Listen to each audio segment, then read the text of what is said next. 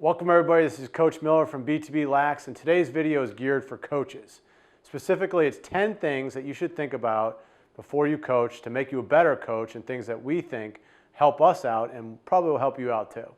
So it's 10 rules, and the first one is you're always on a stage when you're the coach of the team.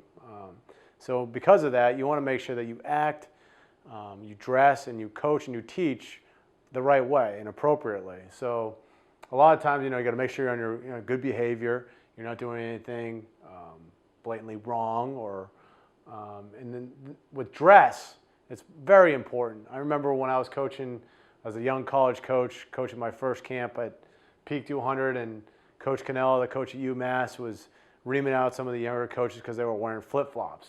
So from that day on, I've always seen like coaches, they have a belt on, they have their shirt tucked in or whatever it is, especially for games, and they're not wearing flip-flops. So they're wearing sneakers, they're ready to go, and they have the attention of their team because they're not dressed, slobbishly or, not the right way.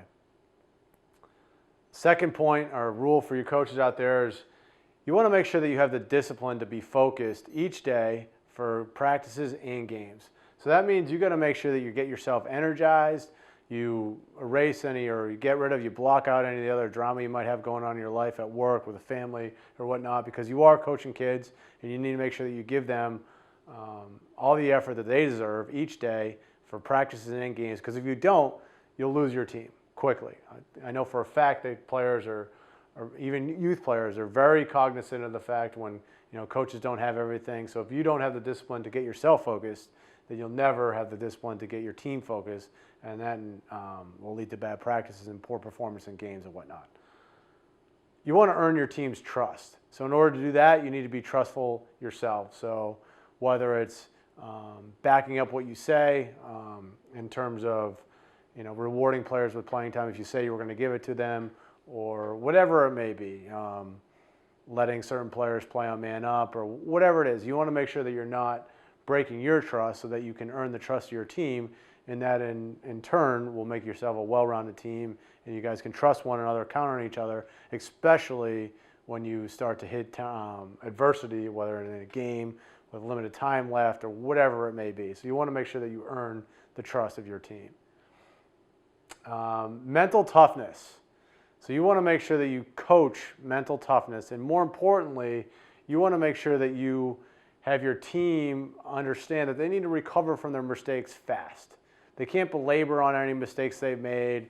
Just know that it's okay to make a mistake, because if you have your team, being timid to make a mistake out there, then they're bound to make another mistake because they're not going to be playing fast. So in order to play fast, you need to recover from any mistake that you had fast. So be adamant about teaching our team, and when you coach your team in practices, that they need to be mentally tough, they need to accept any mistake they made, and they need to move on fast, because if they don't, you're going to slow your team's development down dramatically.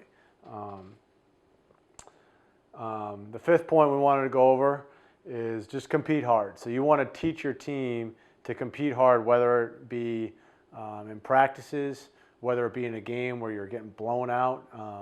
You possibly may be losing to a team by a handful of goals in the fourth quarter. The game's already been lost.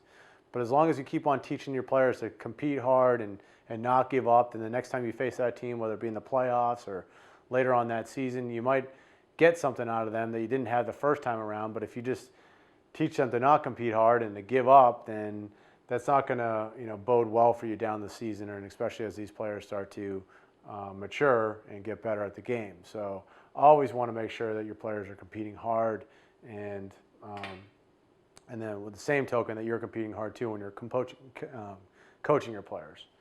Did you know that there's just two simple things that separate the average youth and high school lacrosse player from the elite guys that are ready to go on to play in college and beyond?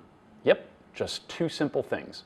We teamed up with college All-American and multiple MLL All-Star Mike Kimmel to put together a completely free, 45-minute long, 3-part video training series that's going to show kids and parents exactly what those two things are, what you need to be working on if you want to take your game to the next level.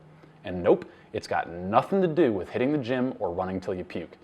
If you're serious about improving as a player and you want to become one of the best guys on your team, get more playing time, and catch the eye of college recruiters, you have to see this free video training. Just click the link below in the description of this video and you'll be taken to a page where you can ask to receive instant access to these free videos. Join the thousands of high school and youth players that have already seen Mike's awesome training and take control of your game today.